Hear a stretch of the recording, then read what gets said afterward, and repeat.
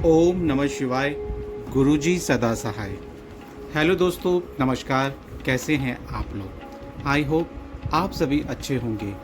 आप सभी का फिर से आपके अपने चैनल में बहुत बहुत स्वागत है। दोस्तों, आज की वीडियो बहुत ही महत्वपूर्ण होने वाली है, क्योंकि आज की वीडियो में मैं आपको बताऊंगा कि निर्मल सिंह महाराज जी की प्रेरणादायक कहानी के बारे में। अगर आप चैनल पर नए हैं तो चैनल को सब्सक्राइब कर लीजिए, ताकि आपको मेरे नए वीडियो का नोटिफिकेशन मिलता रहे। तो चलिए शुरू करते हैं अपनी यह वीडियो। निर्मल सिंह महाराज, जिन्हें सारी दुनिया गुरुजी के नाम से जानती है, वह एक आध्यात्मिक एवं चमत्कारी पुरुष थे। गुरुजी का जन्म 7 जुलाई 1954 में पंजाब के एक छोटे से गांव डूंगरी मलेरकोट संगरूर में एक साधारण से परिवार में हुआ था। उनके पिताजी का नाम संतोख सिंह और माताजी का नाम रूपी देवी था। वह बचपन से ही अपने माता पिता के आदर्शों का पालन करते थे।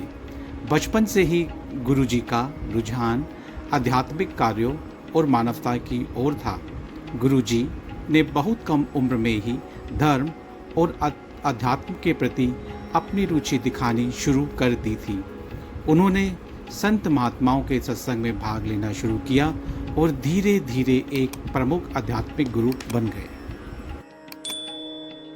उन्होंने अपना जीवन आध्यात्मिक और समस्त मानवता के लिए समर्पित कर दिया।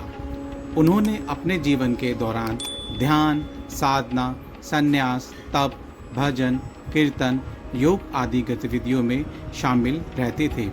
उनका मानना था कि जीवन एक साधना है और इसके द्वारा ही वह स्वयं को सचेत कर सकते हैं। उनके सबसे बड़े गुरु उनके पिताजी थे, जिनके द्वारा उनकी आत्मिक प्रगति हुई। गुरुजी ने वर्ष 1975 में अपना घर बार छोड़ दिया और कॉलेज के बाद उन्होंने वर्ष 1983 में पंजाब स्कूल शिक्षा बोर्ड के संगरूर स्थित क्षेत्रीय कार्यालय में एक लिपिक सहायक के पद पर कार्य किया, परंतु उन्होंने अपना सारा समय केवल ध्यान में ही समर्पित कर दिया था। वह अक्सर अपने किसी परिचित के घर में कुछ दिनों के लिए रुकते थे और फिर जहाँ भी उनका मन होता वह वहाँ चले जाते। कई बार तो गुरुजी कई दिनों के लिए गायब भी हो जाते थे। गुरुजी चाहे कहीं भी रहे, लोग अपनी किसी समस्या या बीमारी से मुक्ति के लिए उनके पास उमड़ पड़ते थे। इस तरह से यह खबर पूरे पंजाब में फैल गई और लोग उन्हें ढूंढते हुए उनके पास पहुंच ही जाते थे।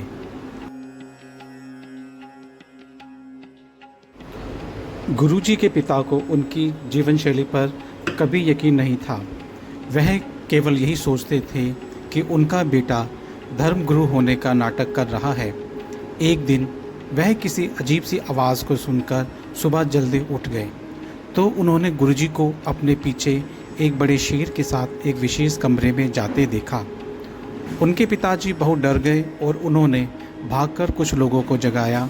तभी उन लोगों ने उनके पिताजी को बताया कि वह एक विशेष कमरा है जो बंद है और गुरुजी उस कमरे में ध्यान में बैठे हैं। उस दिन के बाद गुरुजी के पिता को समझ आया कि उनका बेटा कोई साधारण व्यक्ति नहीं है, वह तो केवल देवीय अवतार है। गुरुजी भगवान शिव के अवतार थे और उन्होंने अपने कई भक्तों के सामने स्वयं को दिव्य रूप में प्रकट किया था। उन्होंने अपने आप से दिव्य गुलाब की सुगंध उत्सर्जित की थी, जो आज भी उनके इस संसार में होने के प्रमाण के रूप में महसूस। कहते हैं कि एक बार उनकी माताजी ने गुरुजी को गांव की चक्की से गेहूं और मक्का पिसवाने के लिए भेजा, तो वह घर से गेहूं और मक्का ले जाते और उन्हें पिसवाकर गरीबों और ज़रूरतमंदों में बांट देते थे। एक दिन गुरुजी रात में ट्रक भरकर लोगों को अपने घर ले आए और अपनी माताजी को उनसे उन सभी के लिए भोजन तैयार करने को कहा। उन लोगों को भोजन खिलाने के बाद उन्होंने अपनी माताजी द्वारा बुनी हुई चटाइयाँ उन सभी में वितरित की और उन सभी को तब तक आराम करने के लिए कहा जब तक कि वह उन्हें सुबह जल्दी जाने नहीं देते। जब गुरुजी की माता ने उनसे पूछा कि उसने ऐसा क्यों किया, तो उन्होंने बताया कि यदि वह ऐसा नहीं करते तो उन सभी लोगों का एक्सीडेंट हो जाता और उन सभी की मृत्यु हो जाती। उन्होंने इस धरती पर अपनी छोटी सी यात्रा में लाखों करोड़ों लोगों के जीवन को प्रभावित किया, जो उनसे कभी मिले भी नहीं थे। वह एक भक्त को देखकर उसके व्यक्तित्व का अंदाज़ा लगा लेते थे और उसके जीवन के बारे में सब कुछ जान लेते थे। यही नहीं, उन्होंने हज़ारों प्रकार की बीमारियों का इलाज भी किया और उनको कठिनाइयों से बाहर निकालने में मदद की। उनके पास आने वाले सभी लोगों को शांति और खुशी प्रदान करते थे।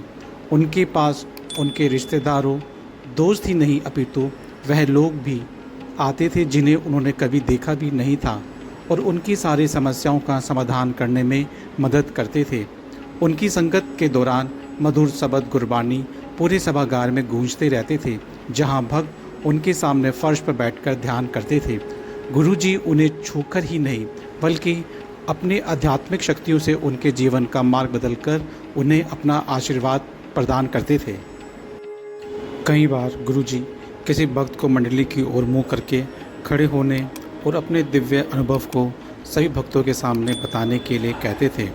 गुरुजी ने अपना पूरा जीवन मानवता की सेवा में समर्पित कर दिया। उन्होंने लोगों को एकजुट करने और समाज में शांति और सद्भाव फैलाने का प्रयास किया। उनके उपदेशों में प्रमुखता से मानवता सेवा और ईश्वर भक्ति पर जोर दिया गया।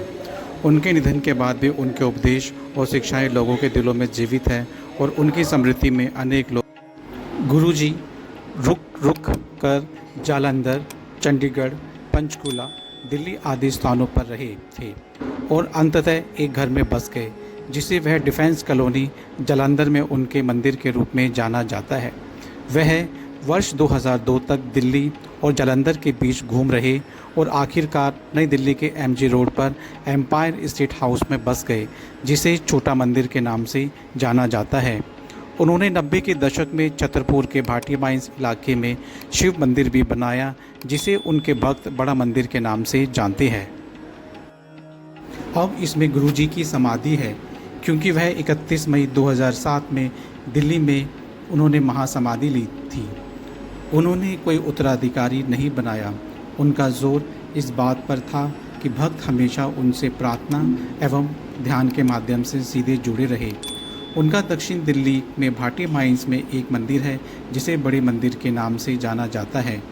आज जब गुरुजी अपने नश्वर रूप में नहीं हैं, फिर भी उनका आशीर्वाद उसी तरह अद्भुत काम कर रहा है। उनकी कृपा उन लोगों पर भी समान रूप से पड़ रही है जो अपने जीवन काल में उनसे कभी नहीं मिले थे।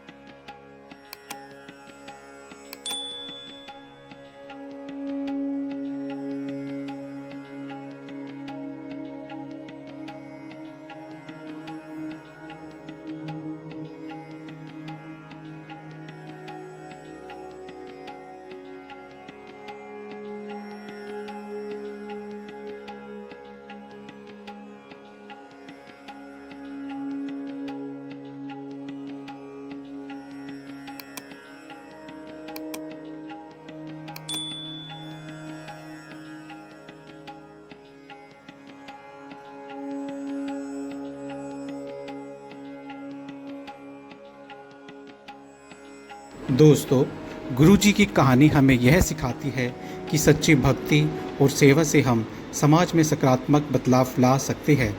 उनके जीवन से प्रेरणा लेकर हम सभी को मानवता की सेवा करने का प्रयास अवश्य करना चाहिए।